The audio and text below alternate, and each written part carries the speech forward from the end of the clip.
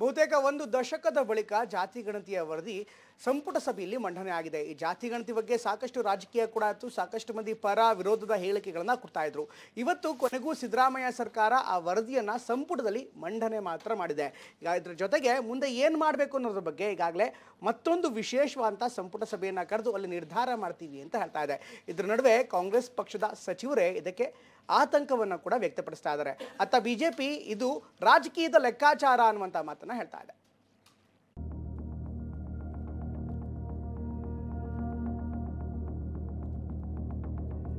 ನಮ್ಮ ವರದಿನಲ್ಲಿ ಅಂಕಿಅಂಶಗಳು ಆಧರಿಸಿ ನಮ್ಮದೇ ಆಗಿರ್ತಕ್ಕಂಥ ಶಿಫಾರಸುಗಳು ಮಾಡಿದ್ದೇವೆ. ಇದೊಂದು ಅನಿಷ್ಟ ಸರ್ಕಾರ. ಇದು ಮುಖ್ಯಮಂತ್ರಿಗಳ ಕುರ್ಚಿ ಅಲ್ಲಾಡ್ತದೆ. ತಮ್ಮ ಕುರ್ಚಿಯನ್ನ ಉಳಿಸ್ಕೊಳ್ಳೋದಕ್ಕೋಸ್ಕರವಾಗಿ ಸಿದ್ದರಾಮಯ್ಯ ಹೇಳಿ ಮಾಡಿಸಿರುವಂತ ಒಂದು ಸಮೀಕ್ಷೆ ರಾಜ್ಯದ ಜನತೆ ಮೇಲೆ ಗದ ಪ್ರಹಾರವನ್ನು ಮಾಡ್ತಾ ಇದ್ದಾರೆ. ರಾಜಕೀಯದ ಬೇಳೆ ಬೇಯಿಸ್ಕೊಳ್ಳೋಕೋಸ್ಕರ ಸಿದ್ದರಾಮಯ್ಯ ಹೊರಟಿರುವಂತ ಹುನ್ನಾರ. ಯಾರಿಗೋ ಒಬ್ಬರಿಗೆ ಅನ್ಯಾಯ ಮಾಡೋದು, ಇನ್ನೊಬ್ಬರಿಗೆ ಎತ್ಕಟ್ಟೋದು. ಮೊದಲನೇದು ಅದು ಜಾತಿ ಗಣತಿ ಅಲ್ಲ, ಜಾತಿಗಳ ಮಧ್ಯೆ ವಿಷ ಬೀಜ ಇತ್ತು. ಜಾತಿ ಜ್ವಾಲೆ, ಜಾತಿ ಕಿಚ್ಚು. ಜಾತಿ ಅನ್ನೋದು ರಾಜಕೀಯಕ್ಕೆ ಎಷ್ಟು ಮುಖ್ಯವೋ ಅಷ್ಟೇ ಡೇಂಜರ್ ಕೂಡ ಹೌದು. ಜಾತಿ ವಿಚಾರಕ್ಕೆ ಅದೆಷ್ಟೋ ಹಂಗಾಮವೇ ನಡೆದು ಹೋಗಿವೆ. ಬೀದಿ ಬದಿಯಲ್ಲಿ ಬೆಂಕಿ ಬಿದ್ದಿರೋ ಉದಾಹರಣೆಗಳು ನಮ್ಮ ಕಣ್ಣ ಮುಂದಿವೆ. ಆದ್ರೆ ಇದೀಗ ಬಹು ಚರ್ಚಿತ, ಬಹು ನಿರೀಕ್ಷಿತ ಜಾತಿ ಗಣತಿ ಸಮೀಕ್ಷೆ ವರದಿ ಕ್ಯಾಬಿನೆಟ್ ಸಭೆಯಲ್ಲಿ ಕೊನೆಗೂ ಮಂಡನೆಯಾಗಿದೆ.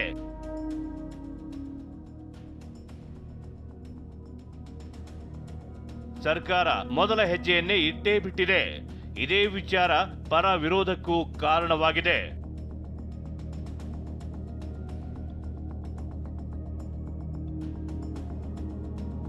ಜಾತಿ ಗಣತಿ ವರದಿ ಜಾರಿಯಲ್ಲಿ ಸರ್ಕಾರ ಮೊದಲ ಹೆಜ್ಜೆ ಮಂಡನೆಯಾಗಿದೆ. ಕ್ಯಾಬಿನೆಟ್ ಸಭೆಯಲ್ಲಿ ಜಾತಿ ಗಣತಿ ವರದಿಯ ಮಂಡನೆ. ಮುಂದಿನ ಕ್ಯಾಬಿನೆಟ್ನಲ್ಲಿ ಜಾತಿ ಗಣತಿ ವರದಿಯ ಭವಿಷ್ಯ. ಮುಂದಿನ ಗುರುವಾರ 4 ಗಂಟೆಗೆ ಕ್ಯಾಬಿನೆಟ್ ಮೀಟಿಂಗ್ ಇದೆ. ಅದನ್ನು ಅಲ್ಲಿ ಚರ್ಚೆ ಮಾಡಿ will take a decision. 2015 April 11ರಿಂದ ಮೇ 30ರವರೆಗೆ ರಾಜ್ಯಾದ್ಯಂತ ಸಾಮಾಜಿಕ ಮತ್ತು ಶೈಕ್ಷಣಿಕ ಸಮೀಕ್ಷೆ ನಡೆಸಲಾಗಿತ್ತು. ಕಳೆದ ವರ್ಷ ಫೆಬ್ರವರಿ 29ರಂದು ಮುಚ್ಚಿದ ಲಕೋಟೆಯಲ್ಲಿ ಹಿಂದುಳಿದ ವರ್ಗಗಳ ಆಯೋಗ ವರದಿ ಸಲ್ಲಿಸಿತು. ಅದೇ ಮುಚ್ಚಿದ ಲಕೋಟೆಯನ್ನ ಇವತ್ತು ಕ್ಯಾಬಿನೆಟ್ ಸಭೆಯಲ್ಲಿ ಓಪನ್ ಮಾಡಲಾಯಿತು. ಸಿಎಂ ಸಿದ್ದರಾಮಯ್ಯ ನೇತೃತ್ವದಲ್ಲಿ ನಡೆದ ಕ್ಯಾಬಿನೆಟ್ ಮೀಟಿಂಗ್ನಲ್ಲಿ ಜಾತಿ ಗಣತಿ ವರದಿ ಮಂಡನೆಯೂ ಆಯಿತು. ಜಾತಿ ಗಣತಿ ವರದಿಯಲ್ಲಿನ ದತ್ತಾಂಶವನ್ನ ಸಚಿವರು ನೋಡಿದ್ರು. ಅಭಿಪ್ರಾಯವನ್ನ ಸಂಗ್ರಹ ಮಾಡಿದ ಸಿಎಂ ಸಿದ್ದರಾಮಯ್ಯ ವರದಿ ಜಾರಿಗೆ ಮತ್ತೊಂದು ಡೇಟ್ ಫಿಕ್ಸ್ ಮಾಡಿದ್ದಾರೆ. ಇವತ್ತು ಮಂಡನೆಯಾಗಿದೆ. ಮಂಡನೆಯಾಗಿ ಅದರ ಶಿಫಾರಸುಗಳು ಎಲ್ರಿಗೂ ಸಿಕ್ಕಿಲ್ಲ. ಅದರಿಂದ ಕೆಲವು ಮಂತ್ರಿಗಳು ಆ ಶಿಫಾರಸುಗಳನ್ನೆಲ್ಲ ನೋಡಬೇಕು ಅಂತ ಅದು ನೋಡಿದ ಮೇಲೆ ಮುಂದಿನ ಗುರುವಾರ 4 ಗಂಟೆಗೆ ಕ್ಯಾಬಿನೆಟ್ ಮೀಟಿಂಗ್ ಇದೆ. ಅದನ್ನು ಅಲ್ಲಿ ಚರ್ಚೆ ಮಾಡಿ ವಿಲ್ ಟೇಕ್ ಎ ಡಿಸಿಷನ್. ಇನ್ನು ಜಾತಿ ಗಣತಿ ವರದಿಗೆ ಪಕ್ಷದಲ್ಲಿ ಆಂತರಿಕ ವಿರೋಧ ಇದೆ. ಲೀಕ್ ಆಗಿರುವ ವರದಿಯನ್ನೇ ಉಲ್ಲೇಖಿಸಿ ಒಕ್ಕಲಿಗ ಮತ್ತು ಲಿಂಗಾಯತ ಸಮುದಾಯದ ನಾಯಕರು ಈ ಹಿಂದೆಯೂ ವಿರೋಧಿಸಿದ್ದಾರೆ, ಇವತ್ತು ವಿರೋಧಿಸುತ್ತಿದ್ದಾರೆ. ಇವತ್ತಿನ ಕ್ಯಾಬಿನೆಟ್ ಸಭೆಗೆ 6 ಸಚಿವರು ಗೈರಾಗಿರೋದು ಸಾಕಷ್ಟು ಕುತೂಹಲಕ್ಕೆ ಕಾರಣವಾಯಿತು. ಲಿಂಗಾಯತ ಪ್ರಭಾವಿ ನಾಯಕ ಆಗಿರುವ ಶಾಮನೂರು ಶಿವಶಂಕರಪ್ಪ ಪದೇ ಪದೇ ವಿರೋಧ ಮಾಡ್ತಾನೆ ಬಂದಿದ್ದಾರೆ. ಇದೀಗ ಮಾತನಾಡಿ ಮಾಡ್ಲಿ ಆಮೇಲೆ ನೋಡೋಣ ಅಂದಿದ್ದಾರೆ. ನಿಮ್ ನಿಲುವೇನಿದೆ ಸರ್ ಅಂತ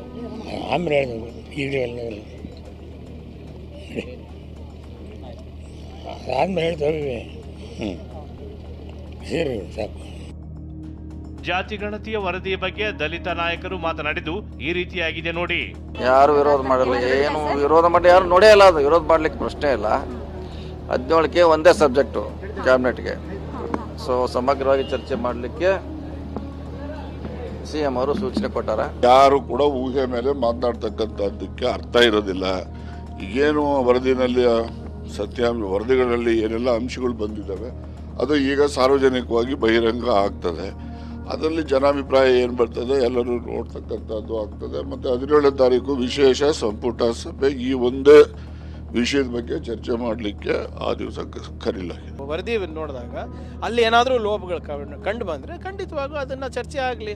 ಅಂಥದ್ದೇನಾದರೂ ಲೋಪಗಳು ತಿದ್ದಕ್ಕಾಗೋದಿಲ್ಲ, ಅದು ಸ್ವೀಕಾರ ಮಾಡಬೇಕಾ ಮಾಡಬಾರ್ದಾ, ಅದೆಲ್ಲ ಆಮೇಲೆ ಎಲ್ಲ ಶಿಫಾರಸುಗಳು ಸ್ವೀಕಾರ ಮಾಡಬೇಕಂತ ಎಲ್ಲೂ ಬರೆದಿಲ್ಲ. ಕಲ್ಲಲ್ಲಿ ಕೆತ್ತಿದೀವ ಅದು ನಾವು ಮಾಡ್ತೀವಿ ಇದು ಮಾಡ್ತೀವಿ ಅಂತ. 10 ಶಿಫಾರಸಿದ್ರೆ 3 ಶಿಫಾರಸು ಸ್ವೀಕಾರ ಮಾಡ್ಬೋದು, 10 ಇದ್ರೆ ಚೆನ್ನಾಗಿದ್ರೆ 10 ಸ್ವೀಕಾರ ಮಾಡ್ಬೋದು. ಜಾತಿ ಗಣತಿ ವರದಿ ಜಾರಿ ವಿಚಾರದಲ್ಲಿ ಹೈಕಮಾಂಡ್ ಬದ್ಧ ಆಗಿದೆ, ಯಾರ ವಿರೋಧ ಇಲ್ಲ ಅಂತ ಸಚಿವ KH ಮುನಿಯಪ್ಪ ಹೇಳಿದ್ರು. ಈಗಾಗಲೇ ನಮ್ಮ ಲಾ ಮಿನಿಸ್ಟರ್ ತಿಳಿಸಿದ್ದಾರೆ, ಜಸ್ಟ್ ಅದನ್ನ ಓಪನ್ ಮಾಡಿದ್ದಾರೆ. ಯಾವ ಮಂತ್ರಿನೂ ನೋಡಿಲ್ಲ, ಯಾವ ಶಾಸಕರು ನೋಡಿಲ್ಲ, ಯಾರು ನೋಡಿಲ್ಲ. ಮುಂದಕ್ಕೆ ಎಲ್ಲರಿಗೂ ಕೊಡ್ತಾರೆ, ಕೂತ್ಕೊಂಡು ಪ್ರತ್ಯೇಕವಾಗಿ ಅದ್ರ ಬಗ್ಗೆ ಚರ್ಚೆ ಮಾಡ್ತೀವಿ. ಆ ತರ ಎತ್ತರದಲ್ಲಿ ನಾವು ಆ ತರ ಎಲ್ಲ ತೀರ್ಮಾನ ಮಾಡಕ್ ಆಗಲ್ಲ. ಯಾರ ವಿರೋಧನೂ ಇಲ್ಲ, ಏನು ಇನ್ನಾರು ಕಣ್ಣೇ ಬಿಟ್ಟು ಯಾರು ನೋಡಿಲ್ಲ. ನಮ್ಮ ಸಮಾಜ ಅಲ್ಲಿ ವೀರಶೈವ ಸಮಾಜ ಅಲ್ಲಿ ವಿರೋಧ ಎಲ್ಲೂ ವ್ಯಕ್ತಪಡಿಸಿಲ್ಲ. ಅವ್ರದ್ದು ಅಭಿಪ್ರಾಯ ಇಷ್ಟೇ, 10 ವರ್ಷ ಆಗಿರೋದ್ರಿಂದ ಅದನ್ನ ಸ್ವಲ್ಪ ರಿವ್ಯೂ ಮಾಡಬೇಕು ಅನ್ನೋದು ಅವರ ಅಭಿಪ್ರಾಯ ಹೇಳಿದ್ದಾರೆ ಸಮಾಜದ ಅನೇಕ ಮುಖಂಡರುಗಳು. ಕ್ಯಾಬಿನೆಟ್ ಡಿಸಿಷನ್ ಏನಾಗ್ತದೆ ಅನ್ನೋದು ಏನೇ ಕಾದು ನೋಡಿ, ಇನ್ನು 1 ಅವರ್ 2 ಅವರ್ಸ್ ಕ್ಯಾಬಿನೆಟ್ ಡಿಸಿಷನ್ ಆಗಲಿ. ಇದು ಹೈಕಮಾಂಡ್, ನಮ್ಮ ಆಲ್ ಇಂಡಿಯಾ ಕಾಂಗ್ರೆಸ್ ಕಮಿಟಿ ಅಧ್ಯಕ್ಷರಾಗಲಿ, ನಮ್ಮ ನಾಯಕರು ಮತ್ತು ವಿರೋಧ ಪಕ್ಷದ ನಾಯಕರು ಪಾರ್ಲಿಮೆಂಟ್ ಅವರು ಕೂಡ ಇದನ್ನು ಹೇಳಿದ್ದಾರೆ. ಜಾತಿ ಜನಗಣತಿ ಆದರೆ ಯಾವುದೇ ಸಮಾಜಕ್ಕೂ ಅನ್ಯಾಯ ಆಗೋದಿಲ್ಲ. ಇದರಿಂದ ಸಾಮಾಜಿಕ ಬದ್ಧತೆ, ಬಾಬಾ ಸಾಹೇಬ್ ಅಂಬೇಡ್ಕರ್ ಹೇಳಿರುವ ಸಂವಿಧಾನ ರಕ್ಷಣೆ ಮಾಡಬೇಕಾದ್ರೆ ಇದು ಅವಶ್ಯಕತೆ ಇದೆ. ಇದರಿಂದ ಯಾವುದೇ ಸಮುದಾಯಕ್ಕೂ, ಮೇಲ್ವರ್ಗ ಆಗಲಿ, ಶೋಷಿತ ವರ್ಗಗಳಾಗಲಿ, ಹಿಂದುಳಿದವರಾಗಲಿ, ಅಲ್ಪಸಂಖ್ಯಾತರಾಗಲಿ ಯಾರಿಗೂ ಅನ್ಯಾಯ ಆಗಲ್ಲ ಅನ್ನೋದೊಂದೇ ಮಾನದಂಡ. ಸಿಎಂ ಕುರ್ಚಿ ಉಳಿಸಿಕೊಳ್ಳಲು ಸಿಎಂ ದಾಳ, ಬಿಜೆಪಿ ಅಟ್ಯಾಕ್. ಜನರನ್ನ ಬೇರೆ ಕಡೆ ಸೆಳೆಯೋದಕ್ಕೋಸ್ಕರವಾಗಿ, ತಮ್ಮ ಕುರ್ಚಿಯನ್ನು ಉಳಿಸ್ಕೊಳ್ಳೋದಕ್ಕೋಸ್ಕರವಾಗಿ ಮುಖ್ಯಮಂತ್ರಿಗಳು ಇನ್ನೊಂದು ದಾಳವನ್ನು ಇವತ್ತು ರಾಜ್ಯದ ಜನತೆ ಮೇಲೆ ಗದಾಪ್ರಹಾರವನ್ನು ಮಾಡ್ತಾ ಇದ್ದಾರೆ. ಇದು ಖಂಡನೀಯ. ಮುಖ್ಯಮಂತ್ರಿಗಳ ಕುರ್ಚಿ ಅಲ್ಲಾಡ್ತದೆ.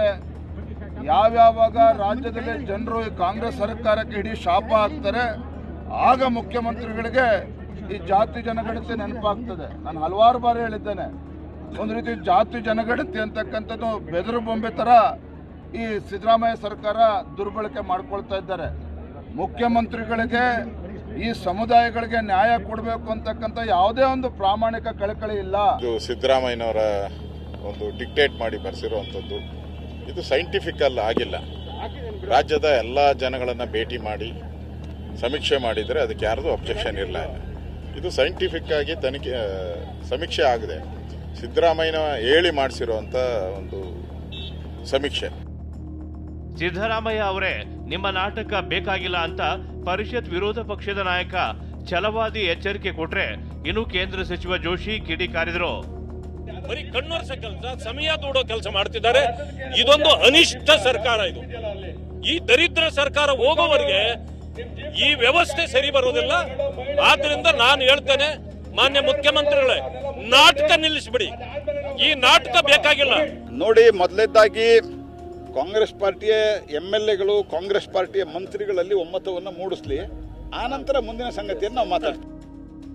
ಹೀಗೆ ಕಳೆದ 1 ವರ್ಷದಿಂದ ಜಾತಿ ಗಣತಿ ವರದಿ ಇವತ್ತು ಜಾರಿಗೆ ಬರುತ್ತೆ, ನಾಳೆ ಜಾರಿಗೆ ಬರುತ್ತೆ ಅನ್ನೋ ಊಹಾಪೋಹಕ್ಕೆ ಸರ್ಕಾರ ತೆರೆ ಎಳೆದಿದೆ. ಇಂದಿನ ಕ್ಯಾಬಿನೆಟ್ ಸಭೆಯಲ್ಲಿ ಈ ಬಗ್ಗೆ ಚರ್ಚೆಯಾದರೂ ಏಪ್ರಿಲ್ 17ರಂದು ನಡೆಯಲಿರುವ ವಿಶೇಷ ಸಚಿವ ಸಂಪುಟದ ಮೇಲೆ ಎಲ್ಲರ ಕಣ್ಣು ನೆಟ್ಟಿದೆ. Bureau report, TV9.